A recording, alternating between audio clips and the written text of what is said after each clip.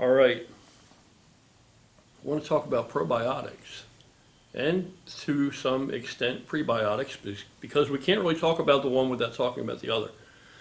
And the reason this is pertinent information in today's world is there is a outbreak of an epidemic, huge proportions of people who are having gastrointestinal disorders and diseases and problems and maladies nowadays. And I will put up another video where we go into why that is. It's not hard to understand why that is. And maybe a little bit of what you may be able to do to help avoid it. But this kind of overlaps into that. I think this should come first because this is more important. If you're suffering and having problems, one of the multitude of gastrointestinal disorders or diseases, this might be able to help you maybe. So we're talking about probiotics. What the hell are they? Do they actually work? And with so many on the market, how do you know what to buy? Okay, well, they don't all work. There are a lot of different ones on the market. And even if they started life as a good formula when they were packaged, that doesn't mean that it's going to be worth a damn by the time you get it, because we're talking about live bacteria. Okay, so first, I got a few pointers here so I don't ramble off track too much. Things to look for if you're looking for a probiotic. You want to look for the number of CFUs. That stands for colony forming units. You want, if it doesn't have at least 40 to 50 billion CFUs per serving, don't fuck with it. In this case, quantity equals efficacy. Quantity equals efficacy to a point. The only other thing to consider in that light is what combination of strains does it have and how many strains should it have. So you want to look for strain diversity. You want to look for a product formula that contains a multitude of strains. Some people say 8 to 15, some people say 5 to 12 separate strains. You also want to look for labeling, packaging, which lists individually each strain and the potency therein of that strain, how much that strain contributes, how much of that strain is in that product. Because if they don't list it separately, sometimes they may have a long, impressive list of all these various strains, and you may initially think, wow, that looks like a good combination there. Shotgun blast, great diversity, and come to find out that the more expensive, and it also goes hand in hand that the more expensive strains happen to be some of the most effective strains. They may have very little of that in there, and then the majority of it is made up, the majority of the number of CFUs that are contained within the product come from the lesser strains. So that's why you want to have open and honest and clear labeling. Prebiotics increase overall effectiveness of your probiotic. A prebiotic is actually a simple starch that is included in the product, literally so that the bacterial organisms have something to fucking eat and survive on.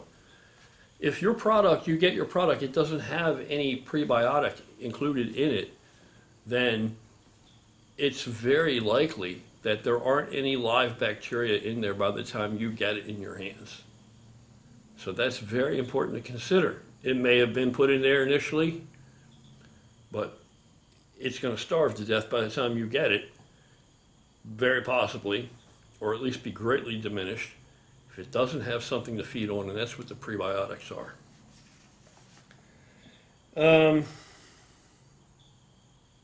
Avoid avoid refrigerated probiotics. You want a nice, stable, shelf-stable probiotic.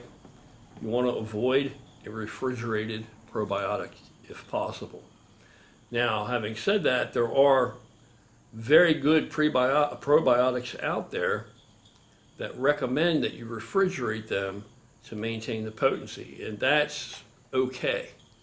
But you want to try to otherwise steer clear of refrigerated probiotics, because again, by the time they're shipped and you get them, you don't know how they've been handled unless you own your own testing facility or equipment, or you're not going to know if it's live anymore or how potent it is or how much of it has been lost in transit.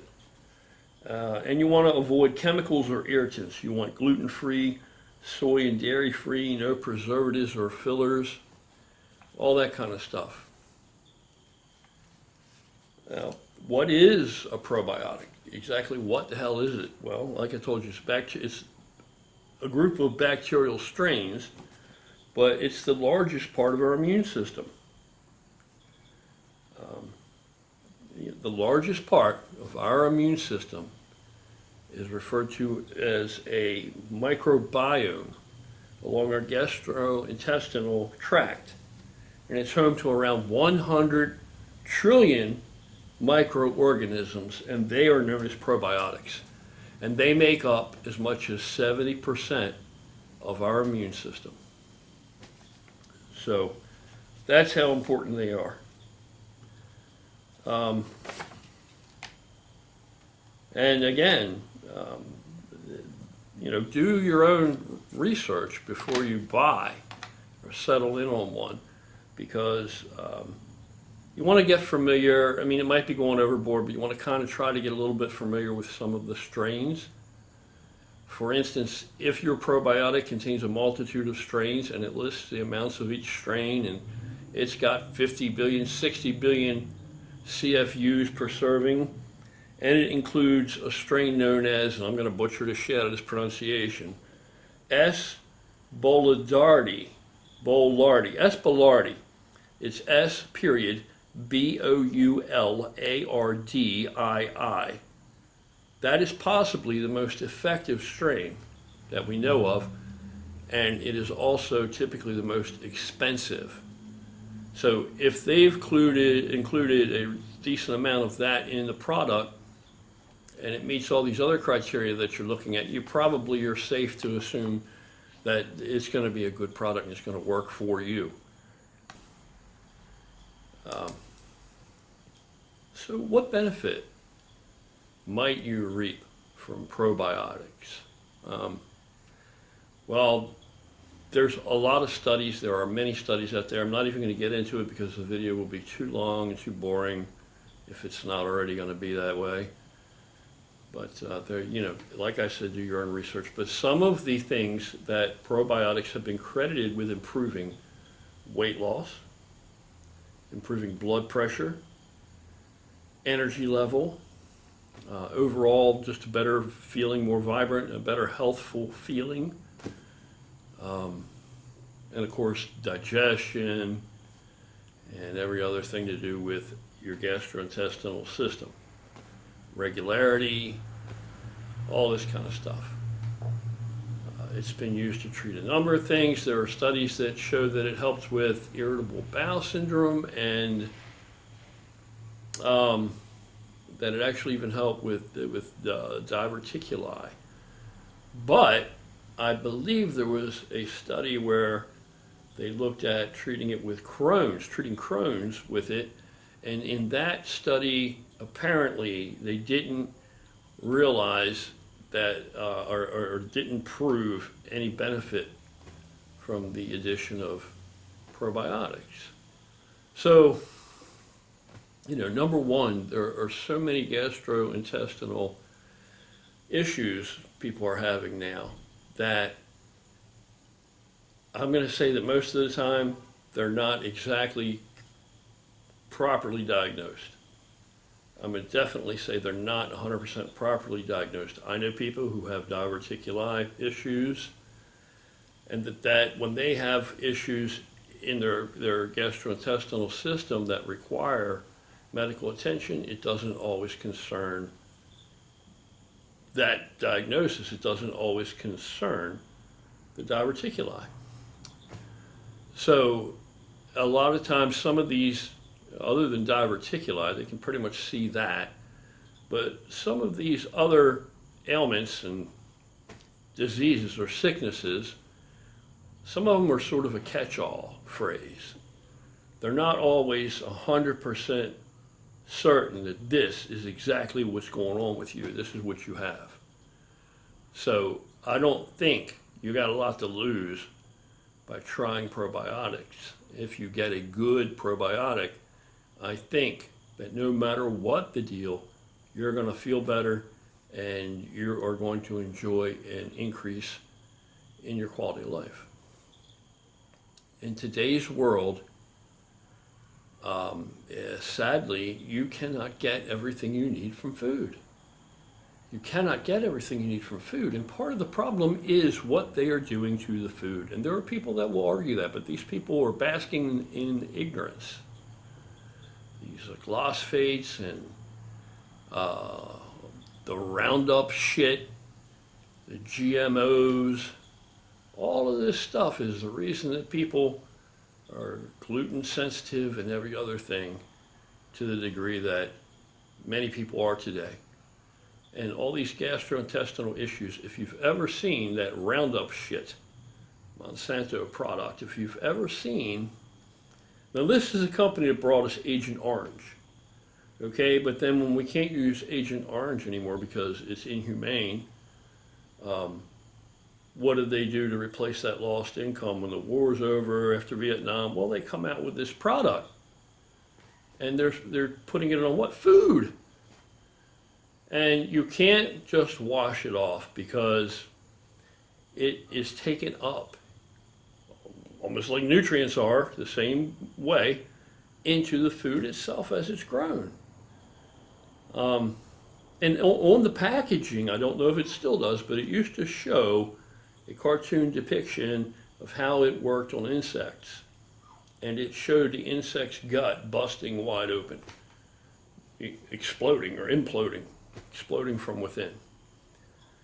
Now, you don't have to be, Albert Einstein to therefore deduce that it seems kind of probable that over a lifetime, if we are ingesting this fucking shit, and we certainly are, over a lifetime, even in such small amounts, it probably may have a cumulative effect.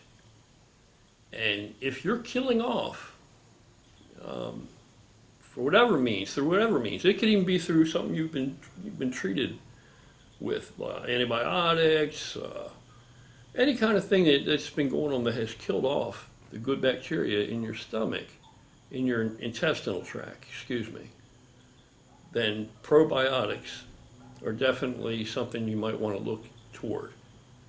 You don't know unless you try it. If you give it a try, they work rather quickly. Most people can realize a positive effect within days. Certainly within a week. And it just continues from there. As you continue to take your probiotics, a really good, healthy, strong colony of these bacteria develop in your gut biome, and you're going to have a better immune system, you're going to feel better, you're going to be a lot better off for it. It will enhance the quality of your life. You don't know by how much until you try it. So I don't think you have anything to lose. I would definitely recommend you give it a try. Say you try it for a month. That's more than enough time that you're going to know if it's something worthwhile to you. The worst case scenario, you try it and say, didn't realize that much of a benefit from it, don't want to spend a coin on it every month. So, but certainly if you're suffering from any kind of ailment or whatever, it's not unusual now for adults as they age to be on all kinds of medication. Some people are on 3, 4, 5, 6 different pills a day.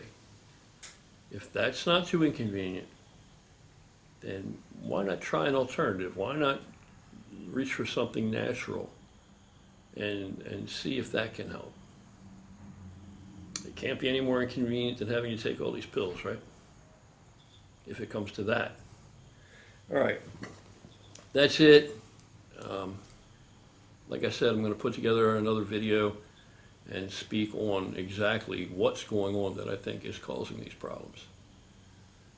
So whatever you got going on, give this a try and see if you don't experience some relief from whatever ails you with it. I think it's important.